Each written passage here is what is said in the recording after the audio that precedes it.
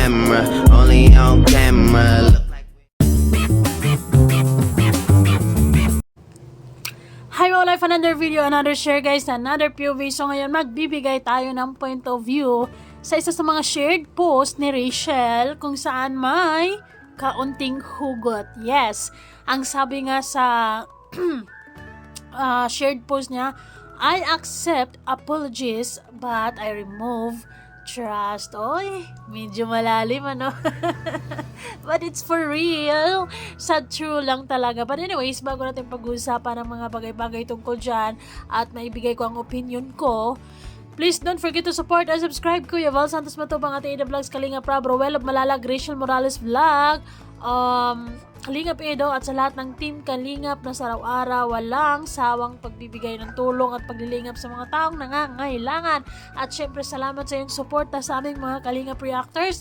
Mabuhay tayong lahat! Oh yes guys! So ngayon, may shared post nga si Rachel na may konting hugot na talaga namang for real.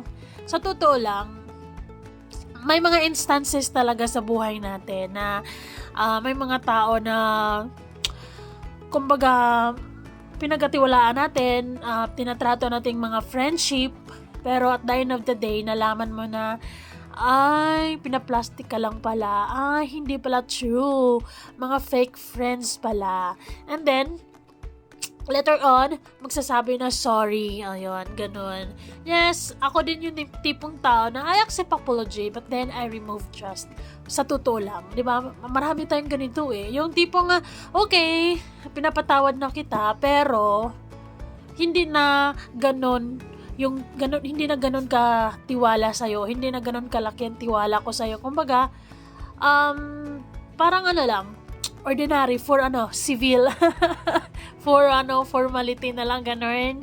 'Di ba? Ganun talaga. Wala talaga tayong magagawa kasi may mga may pagkakataon na parang yung puso mo na mismo ang nag-decide na parang wala ka nang pakialam sa tao na 'yon.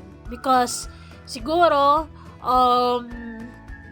sinisiraan ka sa ibang mga tao or pinagkatiwalaan mo pero hindi worth it. So, yun. Ganyan naman talaga. Mapapatawad natin yung tao pero nawawalan ka na naman ng tiwala. So, isa sa mga pinakamahalagang kailangang i-achieve is yung tiwala. Pero, sabi nga nila, diba? Trust is earned.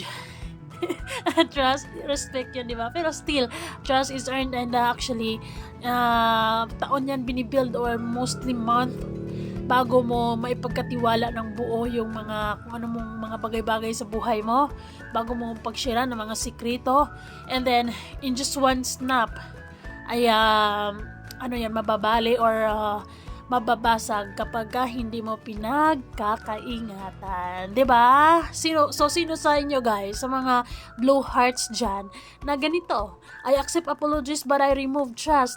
However, sabi naman ni Lord na forgive and forget.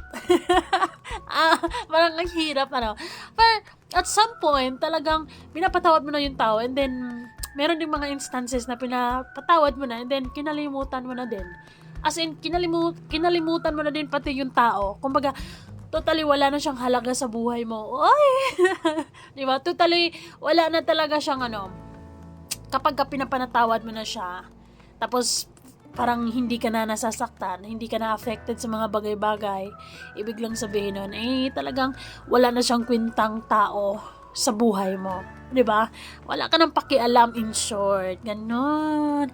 Well, sa mga shared post ni Rachel, relatable naman talaga because we all humans and we feel the same. May mga sad days tayo, may mga hugot moments tayo, may mga happy moments tayo, may mga ganyan tayong moments na ang sarap-sarap rang mag-shared post, lalo na if you're in that emotion, tapos bigla mo nakita yung hugot and then shared. Since ang pagkakaiba lang kasi kay Rachel, kapag ka mag-share siya ng post, dahil sikat nga siya, maraming mga intriga, isa na ako doon. Maraming anong meron, di ba? Kasi mostly, nabibigyan natin ng meaning. Kasi we are just worried and we don't want it to happen na malungkot si Rachel, anong meron, anong problema, kasi we really care and we wanted them na just to be always happy, but in reality naman talaga, mas mapasikat man or hindi, mga ordinaryo man or mga extraordinary people, we feel the same, we feel good, we feel bad, diba? Anyways, meron ako i-share sa inyo na post kung saan gandang-ganda ako sa kanya, and maraming napakomment doon na kamukha nga siya ni Jillian Ward, Pinoy version. So, comment down guys kung agree ba kayo. Ito yun. Di walang alam ang aking nadarama pagkapiling ka, honey, my love. Well, isa ako sa mga sobrang gandang-ganda sa isa sa mga TikTok video niya to. Actually, nakakailang play ko nito dahil ang ganda-ganda lang talaga ng mukha ni Rachel. Oo, hindi siya yung sobrang kaputian, Morena beauty siya pero flawless. O, 'di ba? Yung sa Tagalog pa, balangkinitan, ganun. Yes, guys, aside sa pagiging maganda ni Rachel, physically, marami talagang humahanga sa kanya at mas lalo siyang gumanda sa personality niya. Yung pagiging positibo niyang tao at mabait sa kapwa, matulungin, at napaka-responsabling nilalang. Isa yun sa mga talagang nagpapaganda lalo kay Rachel. So, yun, iba talaga ang glow ni Rachel ngayon. Iba talaga kapag nasa tamang tao ka, masaya ka sa ginagawa mo, and nakapalibot ang mga supportive na tao sa'yo. Healthy community ang kung saan ka.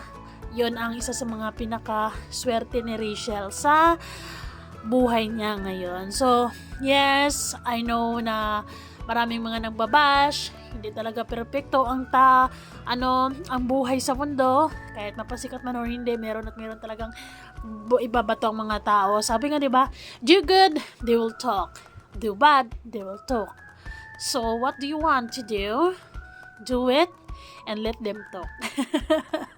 Ay, wala ka namang wala kang mapapalagyan kung saan ka lulugar, kasi lagi-lagi naman silang merong sasabihin kahit anong gagawin mo. Ang mahalaga, masaya si Rachel, ang mahalaga, masaya si Ruel, ang mahalaga, magkasundo sila, ang mahalaga ay tuloy-tuloy ang pagtulong nila sa kapwa, ang mahalaga ay marami silang taong napasaya, napangiti, napakilig. Isa na ako doon. Maraming salamat sa inspirasyon at pagmamahal at syempre sasaya sa araw-araw, di ba? Iba kasi yung magnet nilang dalawa sa mga tao. Nagbibigay talaga sila ng legit na happiness, lalo na sa mga solid fans, di ba? More blessings to come, more subscribers to come, more views to come, and stay happy and healthy. And of course, huwag kayong magpapadala sa mga bashers, because bashers are there para mamuna, haters gonna hate. Ika nga, SS lang kayo. Stay strong ang mga langga, and of course, ayan, magmamahalan lang kayo always, every day. Yon, maraming salamat guys. Bye bye.